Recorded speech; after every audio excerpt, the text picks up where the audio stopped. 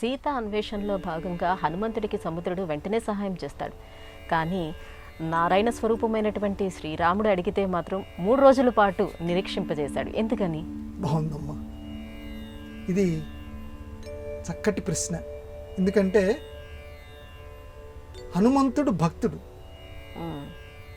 ఈయనేమో దేవుడు రాముడు.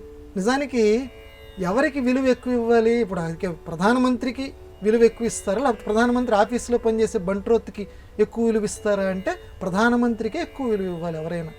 కానీ సముద్రుడు హనుమంతుడికి విలువ ఇచ్చాడు, రాముడికి విలువ ఇవ్వాలి. 3 రోజులు పెట్టాడు. ఎందుకు పెట్టాడంటే దీనికి వ్యాఖ్యానం రాశారు మన పెద్దవాళ్ళు. ఏమి సహాయం చేశాడండి హనుమంతుడికి? ప్రశ్న వేసుకుందాం. సముద్రుడు ఏం సహాయం చేశాడంటే ఆ 100 యోజనాలు ఉన్నటువంటి తనని దాటుతున్నప్పుడు, ఎవరైనా కష్టపడుతున్నప్పుడు, ఏదైనా సైకిల్ యాత్రలు చేస్తుంటారు కొంతమంది మొత్తం తిరిగి రావడానికి, బాబా ఒక్క నిమిషం ఆగురా బాబా, ఎంతో కష్టపడుతున్నావు నువ్వు అని చెప్పి మన ఇంటికి పిలిచి ఏదో మనకు ఉన్నంతలో వాడికి కొంచెం సత్కారం చేస్తాం. ఈ తాగి వెళ్ళిరా నాయన అని చెప్తాం. ఆ రకంగానే హనుమంతుడు అంత కష్టపడి వెళ్ళిపోతున్నాడు కదా, ఒక్క నిమిషం ఆగవయ్యా. 100 యోజనాలంటే, యోజనం అంటే సుమారుగా 8 మైళ్ళు, అంటే 100 × 8 800 మైళ్ళు. 800 మైళ్ళని అలా ఆగకుండా వెళ్ళిపోతున్నాడు. ఒక్క నిమిషం ఆగవయ్యా ఇక్కడ అని చెప్పి ఆ లోపల మైనాకుడు అనేటువంటి ఒక పర్వతం ఉంది. ఆ పర్వతంతో సముద్రుడు చెప్పేట, తనంతట తానేమి వచ్చి పైకి రాలా, ఆ పర్వతంతో చెప్పేట ఒక్క నిమిషం ఆ పైకి ఎగురు. ఎందుకంటే మిగతా వాళ్ళ యొక్క రెక్కలన్నీ తెంచేట, కానీ మైనాకుడు అనే పర్వతం యొక్క రెక్కల్ని ఇంద్రుడు తుంచలేదట. కాబట్టి ఆ మైనాకుడికి చెప్పేట, ఇప్పుడు నువ్వు గనక హనుమంతుడికి గనక సహాయం చేస్తే ఇంద్రుడికి కూడా చాలా సంతోషం కలుగుతుంది. ఇప్పుడు నిన్ను ఇంద్రుడు ఏమీ చెయ్యడు ఇంకా నిన్ను, కాబట్టి ఒక్కసారి నువ్వు పైకి, రెక్కలు ఉన్నాయి ఆయనకి పర్వతానికి, నువ్వు అలా పైకి ఎగురు. ఒక్కసారి ఆయన అలా కూర్చుంటాడు, కొద్దిసేపు కూర్చొని మళ్ళీ వెళ్ళిపోతాడు.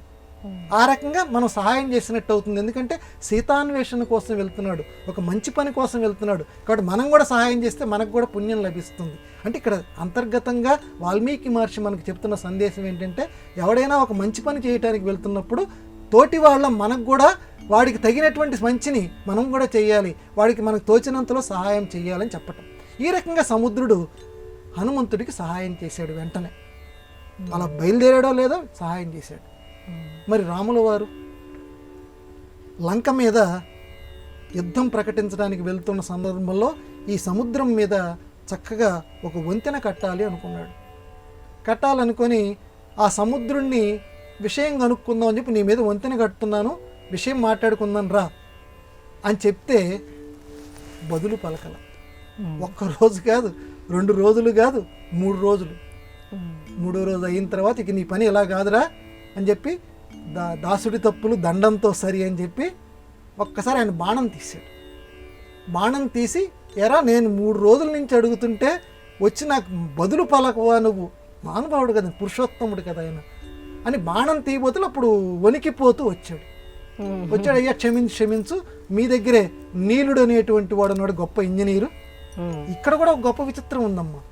నీలుడు అనేటువంటి వాడు సముద్రం మీద నా మీద చక్కటి సేతువు కట్టగలడు అంటే, పక్కన ఉన్న నీళ్ళని అడిగాడు, అదేంటే వాడు వచ్చి చెప్పేదాకా నువ్వు చెప్పలేదేంటి అన్నాడు. చెప్పచ్చు కదా నువ్వు, నేను గొప్ప ఇంజనీర్ని, ఇవి సేతువు నేను కట్టగలనంటే.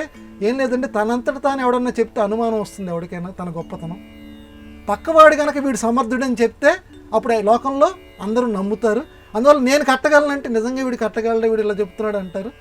అందుకని నేను చెప్పలేదు. అంటే లోకంలో రామాయణంలో ఉన్న ప్రతి సంఘటన, ప్రతి పాత్ర కూడా వ్యవహారాలు, లోక వ్యవహారాలు ఎలా ఉండాలి, ఎలా మాట్లాడాలి మనకు తెలియజేస్తాయి. సరే, ఇంతకీ ఇక్కడ 3 రోజులు చేశాడు సముద్రుడు ఆ సహాయం చేయటానికి. ఇలా నీలుడి చేత కట్టించు సేతువు, నేను దానికి సహాయపడతానని చెప్తాను. హనుమంతుడికి వెంటనే చేశాడు. ఎందుకు చేశాడంటే దీనికి కారణం ఏం చెప్పారంటే, లోకంలో దేవుడి కంటే భక్తుడు గొప్పవాడు. ఈ విషయం చెప్పటానికి లోకంలో ఇదిగో ఈ సంఘటన మనకి నిదర్శనంగా చూపించారు.